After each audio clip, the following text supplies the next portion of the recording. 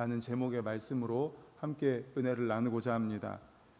감사라고 하는 말은 우리의 신앙생활 중에서 가장 많이 사용하는 단어 중에 하나입니다. 감사는 하나님의 뜻이기 때문이죠. 방금 읽은 말씀처럼 범사에 감사하라. 이는 그리스도 예수 안에서 너희를 향하신 하나님의 뜻이니라 라고 분명히 말씀하고 있습니다. 우리가 하나님의 뜻이 무엇입니까? 라고 묻는 분들이 종종 있어요. 항상 기뻐하시는 게 하나님 뜻입니다. 범사에 감사하는 게 하나님의 뜻입니다. 쉬지 않고 기도하는 게 하나님의 뜻입니다. 오늘 감사절, 맥주감사절을 맞아서 감사하는 게 하나님의 뜻이라고 분명히 말씀하고 있습니다. 그래서 우리는 마땅히 하나님께 감사하면서 살아가야 합니다. 그것도 기쁠 때만 감사, 좋은 일이 있을 때만 감사하는 것이 아니라 범사에 감사하라라고 말씀합니다. 그런데 사실 범사에 감사한다는 것이 쉬운 일입니까?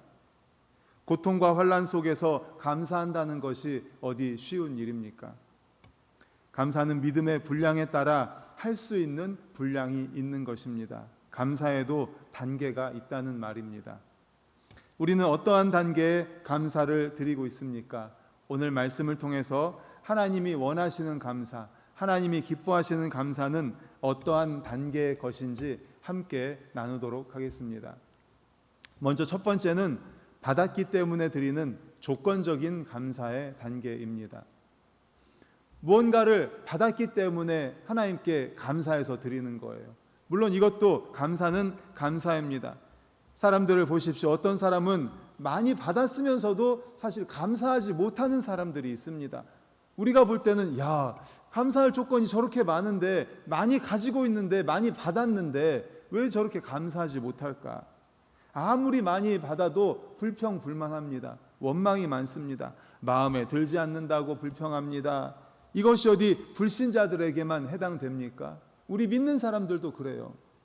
신앙생활하는 사람들 가운데도 이런 분들이 있습니다. 많은 복을 받았는데 깨닫지를 못하는 거예요. 우리가 볼 때는 저렇게 감사할 조건이 많은데, 받은 것이 저렇게 많은데 감사를 하지 못하는 거예요. 오히려 원망 불평을 합니다. 건강하게 살면서도, 평안한 삶을 영위하면서도 또 무탈한데도 감사하지 못한 거예요. 또 다른 마음의 욕구가 채워지지 않는다고 해서 불만스럽게 살아가는 겁니다. 이만큼 가지고 있는데 요만큼 없는 것 때문에 원망 불평을 하는 거예요. 그러기에 받았기 때문에 감사한다는 것만으로도 사실은 다행스럽습니다. 그것조차도 아무나 하는 것이 아니기 때문입니다. 그런데 여기에 문제가 있습니다. 이러한 감사는 분명한 한계가 있다는 것입니다. 철저하게 조건적인 차원에 머물 수밖에 없는 것입니다. 그래서 이런 감사, 조건적인 감사, 뭔가를 받아야만 감사하는 이런 감사를 주석가는 뭐라고 하냐면 어린아이의 감사라고 말합니다. 어린아이와 같은 감사. 그래서 에베소서 4장 13절 14절에서는 이런 어린아이와 같은 모습을 버리라 라고 말씀합니다. 우리 화면 보고 에베소서 말씀을 같이 읽겠습니다. 시작. 우리가 다 하나님의 아들을 믿는 것과 아는 일에 하나가 되어 온전한 사람을 이루어 그리스도의 장성한 분량이 충만한 데까지 이르리니 14절.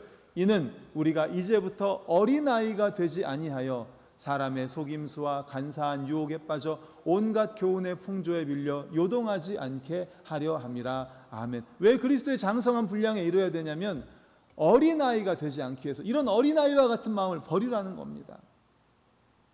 어린아이와 같은 신앙, 조건적인 신앙, 뭔가를 꼭 받아야만 감사하는 신앙, 받지 못하면 감사하지 못하는 신앙, 이러한 신앙 버리라는 겁니다. 그러한 어린아이와 같은 신앙으로는 하나님의 뜻을 이룰 수가 없습니다. 그리스도의 장성한 분량에 충만한 데까지 이를 수가 없습니다. 주님을 따르던 자들을 보십시오. 십자가에 달리기 전에, 예수님께서 십자가에 달리시기 전에 예수님을 얼마나 많은 사람들이 따라다녔습니까?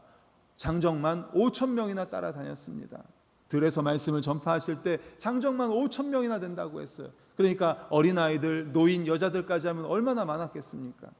마을을 다니실 때 주님을 만나는 것조차 쉽지 않았습니다. 어떤 사람은 주님을 보기 위해서 뽕나무 위에까지 올라가서 주님을 바라봤습니다. 또 어떤 사람들은 주님의 옷자락만 만졌으면 좋겠다라고 쫓아다녔습니다. 또 어떤 사람들은 지붕을 뚫고 그곳으로 향하여서 그 중풍병자를 내리면서까지 그렇게 주님을 만나기를 원했습니다.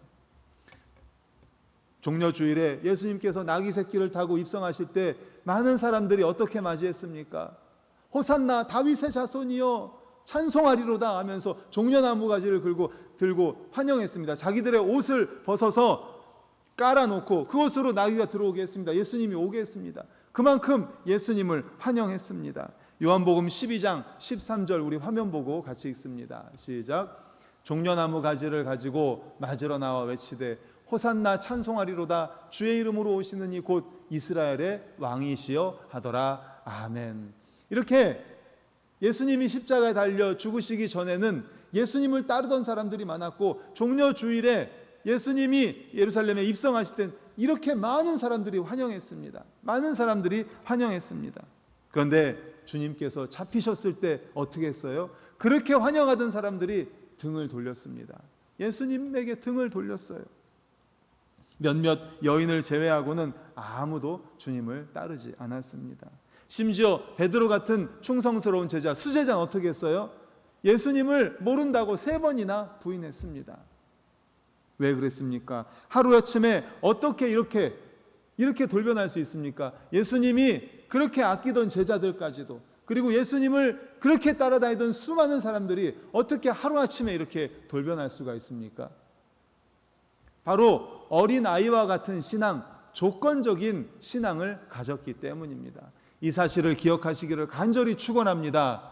어린아이와 같은 신앙, 어린아이와 같은 감사, 조건적인 감사, 나에게 무엇이 주어져야만이 감사하고 그것이 없으면 감사하지 못하는 이런 어린아이와 같은 신앙을 가진다면 우리도 예를 들어서 예루살렘 그 당시에 예수님 당시에 우리도 그 당시에 예수님 앞에 있었다면 우리도 똑같이 했을 거예요. 어린아이와 같은 신앙, 그러한 감사를 가졌다면 우리도 그 사람들처럼 예루살렘에 입성할 때 십자가에 달리기 전에는 막 쫓아다녀가지고 예수님의 옷자락이라도 좀 만지려고 하고 보고 싶어서 뽕나무 위에 올라가기도 하고 지붕을 뚫고서 그렇게 환자를 내리기도 하고 그렇게 예수님을 맞이했을 것입니다. 그렇게 만나고 싶어 했을 것이에요. 그런데 예수님이 십자가에 달리기 위해서 잡혔을 때 그때는 완전히 돌변하는 거예요. 병자를 고치시고 먹을 것을 주실 때는 주님을 따르는 것이 감사했습니다. 왜? 나에게 뭔가가 주어질 것이기 때문에. 그런데 주님께서 무력한 모습으로 참혹하게 십자가에 달리셨을 때 이들은 더 이상 기대할 것이 없습니다. 감사할 것이 없는 거예요. 더 이상 예수님에게 받을 것이 없는 거예요. 그러니까 등을 돌린 거죠. 배신하고 만 겁니다. 감사, 조건적인 감사도 감사는 감사입니다. 말씀드린 것처럼 우리가 생각할 때 야, 저렇게 많은 것을 받고도 감사하지 못하다니, 그러니까 주신 것만으로도 조건적으로 나에게 받은 것이 있어서 감사하는 그 감사도 어린아이와 같지만 감사는 감사입니다. 그러나 그렇게 조건적인 감사에만 머물러서는 안 된다는 것이죠. 어린아이와 같은 신앙에 불과하다는 겁니다. 성숙한 그리스도인이라고 볼 수가 없는 것입니다. 그리스도께서 우리에게 몸소 가르쳐 주신 감사는 이해타산의 감사가 아닙니다. 이해타산의 감사가 아니에요. 무언가 주어졌을 때만 할 수 있는 감사가 아닙니다.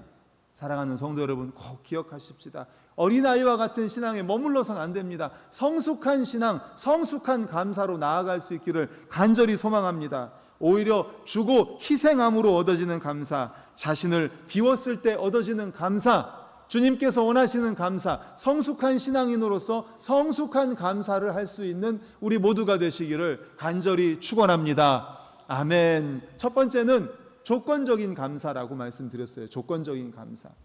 두 번째는 현실에 만족하여 드리는 자족의 감사입니다. 자족적인 감사. 이스라엘의 명언 가운데 이런 말이 있습니다. 이 세상에서 가장 현명한 사람은 어떤 사람인가? 누구에게든지 배우려고 하는 사람이 가장 현명한 사람이다. 누가 가장 강한 사람인가? 자기 자신을 이기는 사람이 가장 강한 사람이다. 그렇죠. 자기 자신을 이긴다는 게 너무너무 힘들잖아요.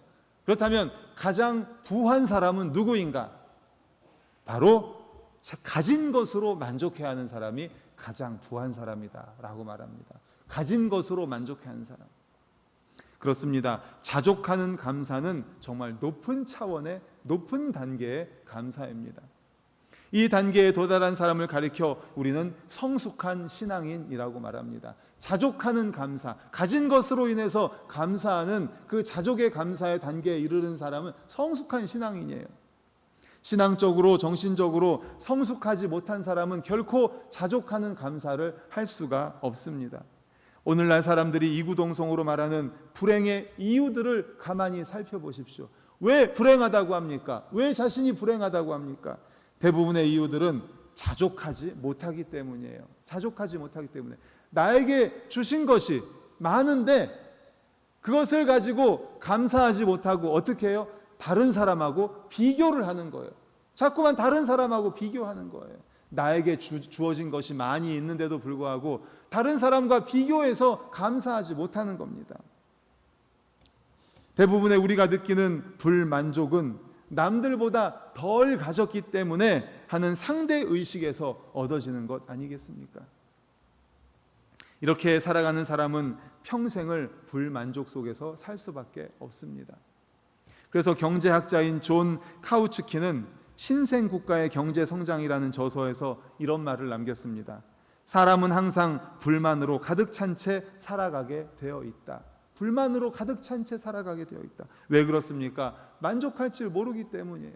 항상 다른 사람과 비교하기 때문에 나는 왜 이게 없어? 다른 사람과 비교할 때 나는 왜 이렇게 건강하지 못해? 다른 사람과 비교하면서 나는 왜 이렇게 부족해? 다른 사람과 비교하면서 우리 자녀는 왜 그래? 다른 사람과 비교하면서 우리 집은 왜 이래? 이런 식으로 항상 비교하면서 상대적으로 원망 불평하면서 살아가기 때문이에요. 아무리 잘 살게 되어도 나보다 여전히 더 잘 사는 사람과 비교하면서 우리는 왜 그래? 나는 왜 그래? 원망 불평하는 거예요. 남과 나를 비교하는 사람은 언제나 부족한 상태로 남아있게 됩니다. 이것을 카우츠키는 상대적 빈곤이라고 했습니다. 독일에 마티라는 정치가가 있었습니다. 마티라는 정치가가 어느 날 여행을 하다가 이제 아주 허름한 값싼 여관에 머물게 되었습니다. 그날따라 돈이 별로 없어가지고 허름한 여관에 머물게 되었어요. 하룻밤을 자게 되었는데 자고 일어나니까 아침에 보니까 자기 구두가 없어진 거예요. 자기 구두가 없어져서 원망 불평을 합니다. 아니 도대체 어떤 놈이 내 구두를 가져갔냐고. 지금 돈도 없어서 이렇게 허름한 곳에서 여관에 머물고 있는데 내 구두를 누가 가져갔냐고. 막 하나님도 무심하시지 나같이 가난한 사람의 신발을 누가 훔쳐가게 하시냐고. 막 원망 불평을 하는 거예요. 하나님을 원망했습니다. 그런데 그날이 마침 주일이었어요. 그 여관에 옆에 머물러 있던 사람이 이야기를 듣고서 내가 신발이 또 하나가 있으니까 빌려줄 테니까 나랑 같이 교회 좀 갑시다. 그런 거예요. 억지로 끌려가다시피 갔습니다. 신발을 빌려준다고 하니까 줄 테니까. 그런데 그는 깜짝 놀라는 사건이 있었습니다. 그곳에 가가지고 예배를 드리는데 앞에 앉은 사람이 엉엉 울면서 막 감사 찬양을 하는 거예요. 하나님께 감사합니다 할렐루야 하면서 엉엉 울면서 막 찬양을 하는 거예요. 도대체 이 사람이 왜 그러나, 뭐가 그렇게 감사한가 하고 이렇게 우연히 봤더니 두 다리가 없는 거예요. 두 다리가 없는데 하나님께 감사 찬양을 하는 거예요. 눈물을 흘리면서 감사의 기도를 드리는 겁니다. 이것을 보고서 마티가 부끄러워서 하나님께 회개 기도를 했다는 거예요. 부끄러워서. 나는 두 다리가 있는데, 두 다리가 있어서 여기까지 걸어왔는데, 그리고 여행을 하고 있는데, 그런데도 감사하지 못하다니. 이 사람은 두 다리가 없는데도 불구하고 하나님께 감사하고 있는데 참 부끄러웠다고 합니다. 이제껏 더 좋은 환경 가운데 있음에도 불만족하고 불평만 일삼았던 자신이 심히 부끄러웠다고 합니다. 그리고 항상 감사하고 감사할 것을 찾는 사람이 되어야 되겠다라고 다짐을 합니다. 주어진 환경에 만족하며 자족하는 비법을 배우게 된 것입니다. 그리고 평생을 이러한 자세로 살았습니다. 그래서 이렇게 변화된 마티는 마침내 독일의 재무장관이 되었고 많은 존경을 받는 인물이 되었다고 합니다. 자족한다는 것은 내게 주어진 것이 풍성하기 때문에 감사하는 것이 아닙니다. 남들보다 내가 많이 가졌기 때문에 드리는 감사가 아닙니다. 부족한 것이 하나도 없어서 드리는 감사가 자족의 감사가 아닙니다. 비록 가진 것이 적어도 남들보다 부족해도 감사할 수 있는 것이 바로 자족의 감사입니다. 사도 바울은 빌립보서 4장 11절 12절에 이렇게 말씀합니다. 우리 화면 보고 같이 읽습니다. 시작. 내가 궁핍함으로 말하는 것이 아니니라. 어떠한 형편에든지 나는 자족하기를 배웠노니 나는 비천에 처할 줄도 알고 풍부에 처할 줄도 알아. 모든 일 곧 배부름과 배고픔과 풍부와 궁핍에도 처할 줄 아는 일체의 비결을 배웠노라. 아멘. 사도 바울이 말합니다. 나는 비천에 처할 줄도 압니다. 가난하게 못 먹고 그런 상태에도 처할 줄 압니다. 또 풍부에 처할 줄도 압니다. 잘 먹고 풍부하게 살 때도. 그래서 나는 모든 일에 배부를 때도 또 배가 고플 때도 풍부할 때도 적게 가지고 있을 때도 궁핍할 때도 변함없이 감사하는 것, 이것이 바로 자족의 은혜요 자족의 감사라는 사실을 믿으시길 간절히 축원합니다. 아멘. 아멘. 하나님은 우리 모두에게 각자의 몫을 주셨습니다. 각자에게 맞게 각자에게 맞는 건강을 주셨고 각자에게 맞는 외모를 주셨고 각자에게 맞는 환경을 주셨고 각자에게 맞는 재능을 주셨습니다. 달란트를 주셨고 잘하는 것이 있습니다. 그러나 반대로 못하는 것이 있습니다. 남들과 비교해 봤을 때 부족한 것이 분명히 있습니다. 환경, 형편 모든 것들이 다 다릅니다. 각자 다릅니다. 우리는 같을 수가 없습니다. 모두가 다 다릅니다. 알맞게 허락해 주셨습니다. 그것이 나에게 주신 몫이고 나의 분깃입니다. 이 분깃을 가지고 최선을 다하여 살았을 때 얻어진 결과를 감사하며 사는 인생, 바로 자족하는 인생이 되시기를 간절히 축원합니다. 아멘. 나에게 주신 것으로 감사하는 거예요. 부족한 것 있을 수 있습니다. 하지만 남들보다 풍부한 것도 있습니다. 남들보다 못한 것도 있습니다. 하지만 남들보다 잘하는 것도 있습니다. 가진 것에 감사하면서 최선을 다해서 살아가는 거예요. 그리고 결과에 감사하는 거예요. 그런데 그렇게 하지 못하고 자꾸만 다른 사람과 비교하고 나는 저거 없는데, 나는 왜 저거 안 주셨어요 하나님, 아유 나도 저거 갖고 싶은데 왜 나는 이래 라면서 원망 불평하는 것이 아니라 나에게 주신 것을 감사하면서, 물론 부족할 수도 있습니다. 하지만 더 좋은 것도 있을 수 있어요. 자족함을 배우십시다. 자족함에 처할 줄 알기를 원합니다. 가진 것으로 감사하면서 최선을 다하여 살아가고 그 결과에 감사하는 자족의 감사를 드리는 우리 모두가 되시기를 간절히 축원합니다. 아멘. 첫 번째, 어린아이와 같은 감사, 조건적인 감사였습니다. 근데 거기서 머물면 안 돼요. 자족의 감사, 여기 이 단계로 성장해야 돼요. 성숙해야 돼요. 그런데 이것보다 더 하나님이 기뻐하시는 감사가 있습니다. 믿음의 감사입니다. 무슨 감사라고요? 믿음의 감사. 조건적인 감사 뛰어넘어서 자족의 감사를 지나서 믿음의 감사를 드려야 합니다. 믿음의 감사. 무언가를 받고 나서 드리는 감사도 어린아이와 같은 감사지만 감사는 감사입니다. 그러나 더 성숙해서 깨달음과 자족을 통한 감사, 정말 성숙한 감사입니다. 그러나 하나님 앞에 감사를 논할 때 이것만으로는 부족합니다. 성도에게는 바로 믿음의 감사가 있어야 하기 때문입니다. 믿음의 감사는 감사 중에 감사고 최고의 성숙한 신앙의 감사입니다. 믿음의 감사는 받아서 하는 감사가 아닙니다. 빼앗기고도 할 수 있는 감사입니다. 건강해서 하는 감사가 아닙니다. 건강하지 못할 때에도 할 수 있는 감사입니다. 그래서 믿음의 감사는 아무나 할 수 있는 감사가 아닙니다. 감사의 단계가 다릅니다. 격이 다릅니다. 차원이 다릅니다. 이것이 믿음의 감사입니다. 바로 믿음의 사람 욥을 통해서 우리가 깨달을 수 있죠. 우리가 잘 아는 것처럼 욥은 동방의 거부였습니다. 정말 자녀들도 그렇고 모든 것이 풍족했습니다. 그런데 모든 것을 다 잃어버리게 됩니다. 하루아침에 사랑하는 자녀들을 잃습니다. 전 재산을 잃어버립니다. 건강까지 다 잃어버립니다. 그것에다가 사랑하는 아내까지도 떠나버립니다. 그야말로 그에게 남은 것은 아무것도 없었습니다. 우리 같으면은 정말 하나님 너무하십니다. 제가 뭘 그렇게 잘못했습니까?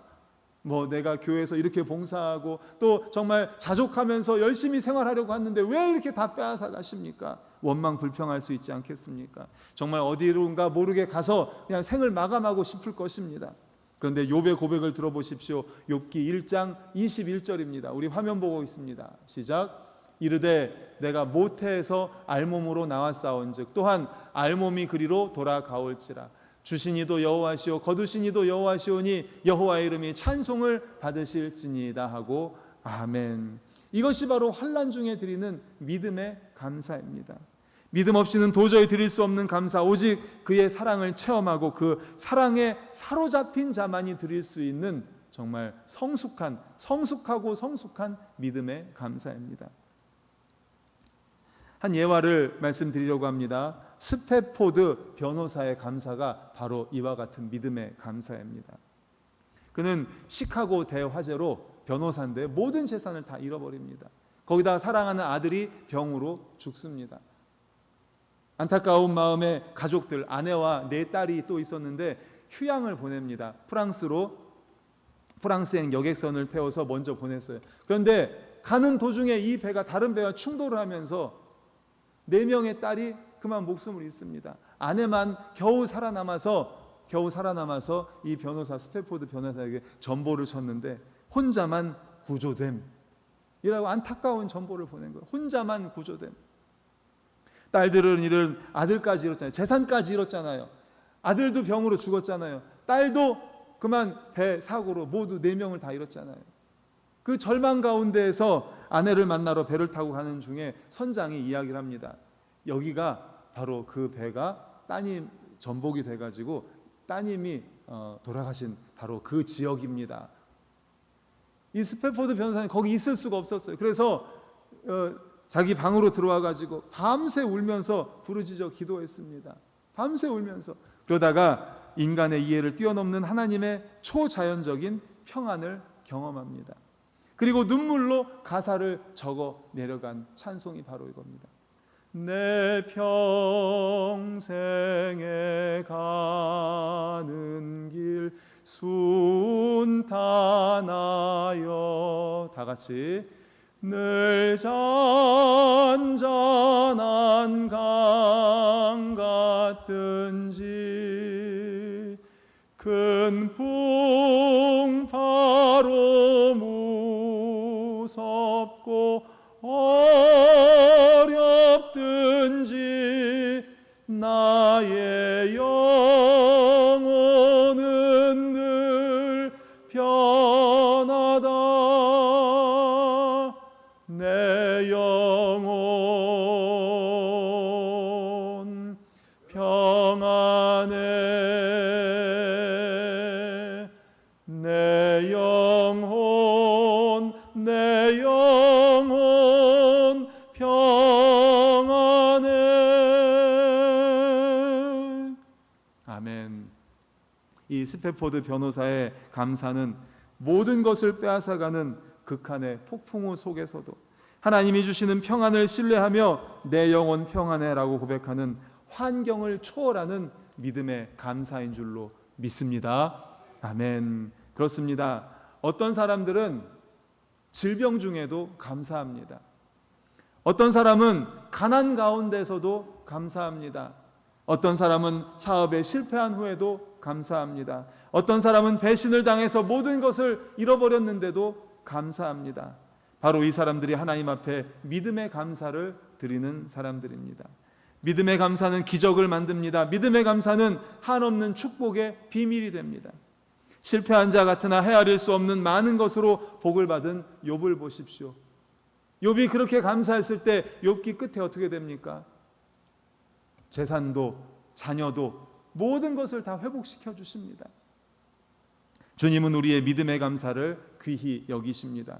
그러므로 이 믿음의 감사를 온전히 응답해 주십니다. 이러한 놀라운 은혜를 경험하는 우리 반석교회 모든 성도님들 되시기를 간절히 축원합니다. 아멘. 이제 말씀을 정리하려고 합니다. 스펄전은 다음과 같이 말했습니다.